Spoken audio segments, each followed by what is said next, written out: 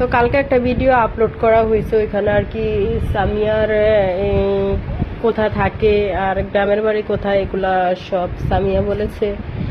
বলার পরে সবাই জিজ্ঞাসা করতেছে যে সামিয়ার গ্রামের বাড়ি কোথায়। সামিয়ার গ্রামের বাড়ি হচ্ছে চাঁদপুর হাজীগঞ্জ থানার, ওদের গ্রামের নাম হচ্ছে দেয়াদুন, এটাই হচ্ছে ওর ঠিকানা। ঠিক আছে, কালকে হাজীগঞ্জের অনেকেই কমেন্ট করছিলেন, তার জন্য আর কি বলা।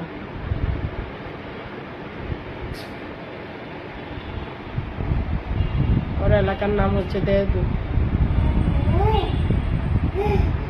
আর ও হচ্ছে সব সময় থাকে ঢাকা, গ্রামের বাড়ি হচ্ছে ওইখানে।